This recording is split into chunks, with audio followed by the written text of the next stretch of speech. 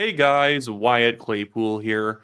Prime Minister Justin Trudeau is frequently betrayed by his own words. In fact, he's betrayed by his own words as frequently as he betrays Canadians, and he's just released a new video on the GST HST tax freeze where he basically admits it's fraudulent and a scam. It's not really much of a tax freeze at all, but he's just using it as a stump to stand on and accuse the Conservatives of not being in favor of tax reform when Justin Trudeau is obviously the person here who is not in favor of tax reform. Even Jagmeet Singh is more in favor of tax reform, the socialist, than Justin Trudeau. He at least wants to get rid of the consumer carbon tax after Jagmeet Singh's popularity fell into the toilet after years of backing Justin Trudeau. But before we get into the video, I just want to comment on Justin Trudeau's post here, trying to go after Poilievre and the Conservatives. This is a full encapsulation of what Justin Trudeau has been saying for about 2 weeks.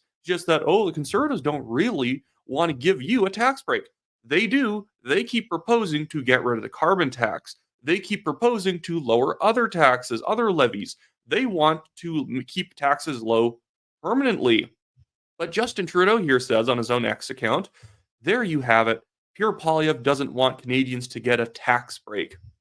And CTV News' headline says, Poilievre to vote against Liberal GST tax holiday bill. A Conservative leader, Pierre Poilievre, says his party will vote against the government's proposed GST holiday break, calling it a tax trick, which is true. It is literally just trying to do a bait and switch on Canadians to pretend like you actually are getting a big tax break when it lasts for 2 months, also kicks in late into the holiday season, so it doesn't really affect much your holiday shopping at all unless you're a late shopper. And then as soon as it ends on about April 17th, I believe, well, it's going to be completely, all the gains are going to be wiped out by the increase in the carbon tax that's going to be occurring on April 1st. But now let's get into Justin Trudeau's video on this. I find it very funny because he basically accurately portrays how the government does affect prices on the shelves, but then doesn't seem to even realize that makes, like, he's making the case against his own carbon tax and proving that him only making this temporarily makes it a complete scam. But before I get into the video here, I just want to remind you guys, if you're not yet a subscriber, make sure to go hit the subscribe button. Like this video. If you want to support the show, donate to the legal fund, both in the description of the video below, as well as pinned at the top of the comments. But here Justin Trudeau goes in his own video on his X account, trying to make the case for the GST holiday. Canadians need a break. So that's what we're going to do. Canadians are about to get a 2-month tax break. The Trudeau government is giving back this holiday season in the form of a tax break. That includes temporary relief from the federal sales tax on selected items. We're getting rid of GST, HST on groceries for 2 months and on some everyday items that add up so quickly. Government doesn't set the price of things at the store, but we can give Canadians a break. That's what we're going to do.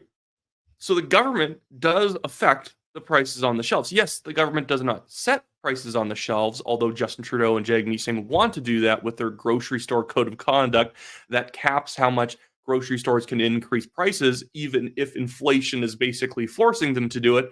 But Justin Trudeau right there is telling you that he knows all of his taxes are indeed affecting the prices on the shelves. It's making your groceries more expensive. And yet, he and Singh have been going after grocery store chains as price gouging, even though chains tend to have far lower prices than independent local grocery stores. Nothing wrong with those, obviously. But that, like, he's been basically admitting that, yes, the carbon tax, the GST, the HST, the income taxes, corporate taxes, all these extra little taxes are contributing to the price on the shelf. And he, for literally years now, has been pretending that it's wizards setting the price in the grocery stores. It has nothing to do with him. In fact, he's giving you a rebate on your carbon tax, which I hate having to repeat it. It doesn't make up for the price of the carbon tax that you have to pay. I can even show you right here in a CTV News article, so I'm not taking it from like an independent, more conservative source. Even the CTV's coverage here is just annoying in the sense of how bad it is. So they say, this April, the carbon price increase increased from $65 per ton to $80 per ton, costing drivers an extra 3.3 cents per liter at the pump. The carbon tax is scheduled to increase another $15 each year until it reaches 170 a ton in 2030, according to the federal government targets. So in April, we're actually going to be having the carbon tax double, and so we're going to be having to pay several more cents at the pump, starting on April. And it's not just at the pump, which CTV News basically just says without context, oh, you have to pay 3.5 cents or 3.3 more cents at the pump when you're filling up your car. No, you pay 3.3 cents more directly at the pump. And the gas station, when they had to get the gas trucked in, had to pay some more, and the refinery had to pay some more, and the person who's extracting the oil and gas had to pay some more. And this is why the rebate doesn't work. Because, yes, if we just assume that it's the 3.3 cents more that you're paying at the pump, yes, I guess each quarter you are technically making a little bit of money with the rebate. But because we're not stupid people, we shouldn't be taking that as the only factor in the price, not just the direct government tax on you. It's also the grocery stores. It's also the farmer who, when he grows his wheat, he has to dry it. And that takes a lot of energy. You pay you pay the carbon tax about a dozen times before you even pay the carbon tax directly yourself at the pump. And this is what makes the GST HST holiday such a stupid scam. You get a 2-month break, which isn't much of anything because it's kind of coming in that timeline of the year when spending tends to go down right after the holidays. And so, yeah, you're going to make some gains, but even economists will tell you very short pauses in taxation really doesn't affect the economy at all. It really doesn't make anyone that much better off. And then on April 1st, before the GST HST holiday is even gone, it almost hides the fact that the carbon tax is going to hit like a ton of bricks. Suddenly the carbon tax comes up, and then the GST HST comes back online, and it jumps the price a lot. This is going to hurt Justin Trudeau so much in April. When people realize how screamingly high the cost of living is right after the GST HST holiday goes away, they're going to beg Justin Trudeau to please resign from office early. Just find it in your heart to just leave. Just leave, dude. This is the thing that annoys me so much about liberal economics. It's so much about just pumping demand. Oh, just give people $250 check. That's another part of the scam. We're giving people a $250 check right when all of the high costs are coming back into effect so that it kind of, softens the blow. They think you're stupid, and they think if they give you a small tax holiday, then they give you $250 at the same time the taxes come back into effect and the carbon tax doubles, that you're going to be like, but Justin Trudeau gave me $250. What a nice guy. He's so nice to me. He's so nice to us, guys. Justin Trudeau gave us back some of our own money. This is also the thing with the trade issues with the US that's so stupid. One, the 25% tariff is not coming into effect. I can tell you that. Unless Canada is stupid enough, which I guess with Justin Trudeau in charge, you never know, unless we're stupid enough to not enforce tighter border security, which is all Donald Trump wants, we probably don't even have to be doing that good a job at it. He probably just wants us symbolically checking the border a little bit closer, and the 25% will go away. But then you'll have all these people saying, oh, see, free trade doesn't work because now a lot of jobs are going to go down to the US with Trump being the president. I'm like, yeah, that's because our local domestic taxes are too high. That's not an indictment of free trade. That's an indictment of us sucking at economics and having some of the highest taxes in the world in terms of income taxes and corporate taxes. There is not a province in Canada with lower taxes than an American state. Even in California and New York, we pay more taxes in Alberta than there. Maybe it's a little different if you live in New York City with property taxes compared to like living in, Blackie, Alberta, or Lethbridge, or High Level, or whatever.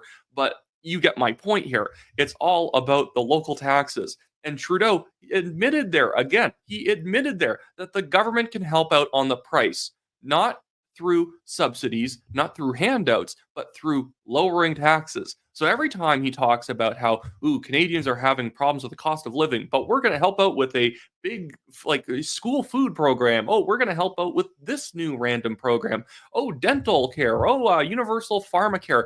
How about we just lower taxes, income taxes? What a thought. we lower income taxes and corporate taxes, and then all the stuff is affordable for everyone.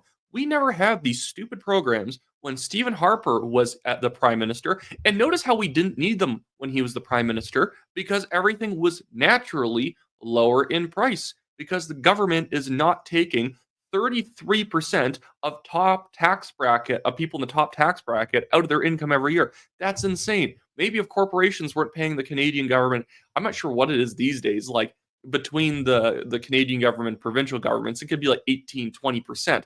Maybe we should lower that, and grocery stores can then pass off savings onto consumers because people buy more when prices are lower.